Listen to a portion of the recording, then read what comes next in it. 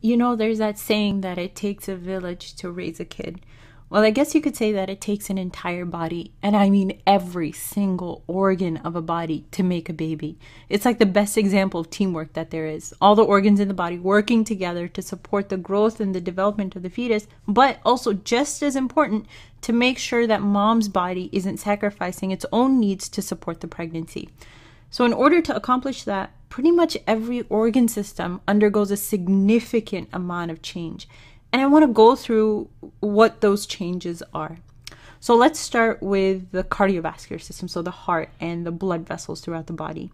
And I guess you could say at the very basic, most essential level, the body needs more blood to carry oxygen and those nutrients to the fetus. So the blood volume increases by something like 40 to 50% throughout the pregnancy.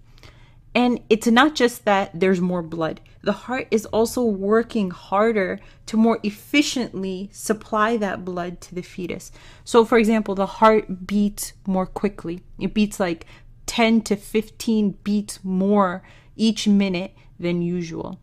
And the stroke volume, so the amount of blood that's pumped out with each heartbeat, increases, which means that the cardiac output, or the amount of blood that's pumped out of the heart each minute, also increases.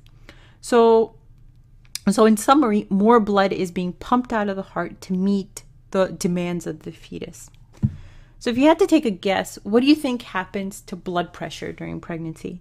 I'm going to guess that you guys guess that it increases, because that's certainly what I thought happened. But it actually decreases, and it decreases for a couple of different reasons. Firstly, there's a lot of progesterone floating around in the blood during pregnancy. And if there's something that progesterone does really well, it relaxes smooth muscle. And that includes the smooth muscle that surrounds all of the blood vessels. So that relaxation causes dilation of the blood vessels, which then lowers the blood pressure. So that's the first cause, sort of the decrease in blood pressure through pregnancy. The second thing that contributes to the lower blood pressure is the placenta, which is an addition of an entirely brand new blood vessel circuit to the circulatory system. It's like when you add a resistor in parallel, reducing the resistance of the entire circuit. I'm just joking. That doesn't help anyone understand it any better. I guess you can think of it kind of as a tall apartment building. And what would happen to the pressure in the shower heads if you added a whole additional floor of apartments with shower heads that are really leaky and let out a lot of water? The placenta is kind of like that. It's a really low resistance circuit. And also, while we're talking about the cardiovascular system, there's a syndrome that's called supine. It's called supine. Supine means when you're lying on your back. Supine postural.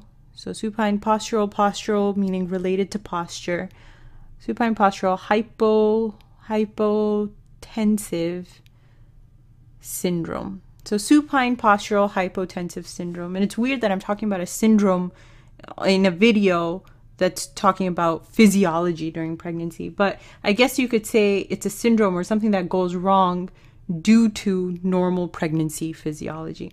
So anyways, what it refers to is when late in the course of a pregnancy, the uterus becomes larger, right? And when the uterus becomes larger, it can compress the inferior vena cava. So that kind of looks like this.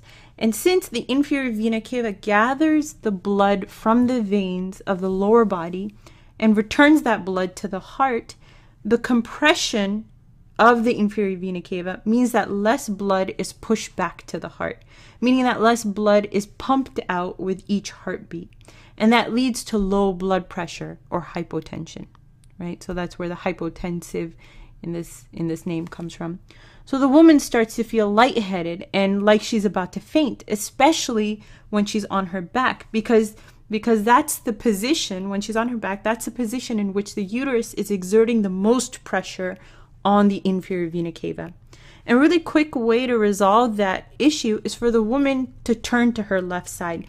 And that tilts the uterus to the left and off of the inferior vena cava, allowing more blood to return to the heart. So that's all, or or most of the functional changes that occur with the cardiovascular system in pregnancy. And the growing uterus also shifts the heart to the left a little. So there are also some anatomical changes too. Now, I know that's a lot of information, but the cardiovascular system undergoes lots of changes to support the pregnancy. So now let's move on to what changes occur in the respiratory system. So oxygen. Okay, oxygen consumption increases in pregnancy, right? The fetus uses oxygen. The mom is using more oxygen to support all the changes in the body. So that means that mom's body needs to bring in more oxygen into the blood. And that's mostly done by increasing minute ventilation. So it's mostly done by increasing minute ventilation, or the volume of air that's taken in each minute. And it's not that pregnant ladies intentionally take deeper breaths, because that would get really uncomfortable very quickly. It's all that progesterone once again. So it's all that progesterone in the blood. And what that progesterone does is it acts on the central respiratory centers in the brain to instruct the lungs to take in more air with each breath.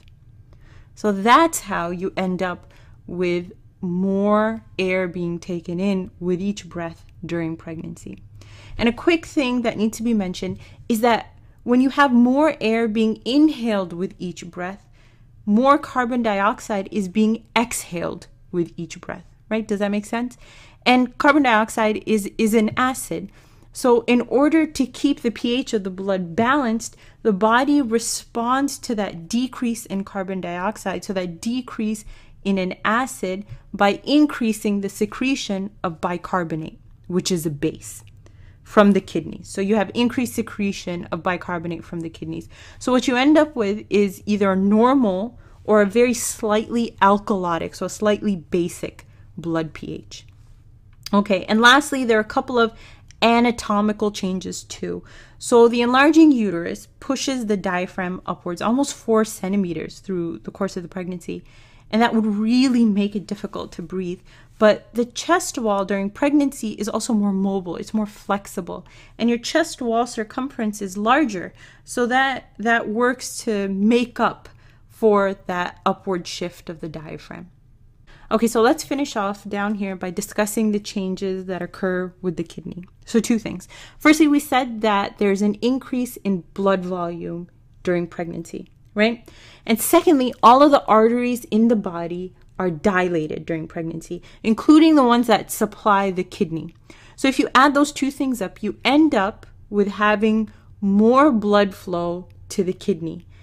And what that means is you end up with an increase in the rate of filtration of blood through the kidney. It's kind of like, you know, those water filters that you can attach directly to your faucet, right? Imagine if you had one of those, and if your pipes and your faucet got much larger, they got much wider, and there was more water running through the pipes, the rate at which the water was being filtered through the water filter would increase drastically. Well, this is the exact same thing. The kidney is just like your water filter in that it filters all of your blood. Now, with regards to the bladder, there's a contentious topic of whether the bladder holds more or less urine in a pregnant woman. There's some thought that progesterone, which remember causes relaxation of smooth muscle, relaxes and increases the capacity of the bladder. And then there's other thought that the pressure of the uterus, the large uterus on the bladder, decreases the capacity of the bladder. So we're not entirely sure. But one thing is certain, and that is that pregnant women definitely urinate more frequently than normal. And that has to do with increased urine production, as well as that pressure on the bladder from the uterus. And that pressure from the uterus also leads to dilatation of the ureters. So the ureters become dilated, and that's really important. And it kind of looks like this, where the pressure from the large uterus causes the ureters to become wider, to become dilated. And that uterus putting pressure here sort of acts as a roadblock, and urine builds up in the ureters behind that roadblock. That built up stagnant urine acts as a medium for bacterial growth, right? Because we know urinary stasis is a risk factor for bacterial growth. And that's perhaps why pregnant women are more susceptible to developing pyelonephritis or infection of the kidney than are non-pregnant women. It's because of that urinary stasis that occurs as a result of the large uterus putting pressure on the ureters. All right, so those are some of the physiologic changes that occur in pregnancy with the cardiovascular system, the respiratory system, and the renal system.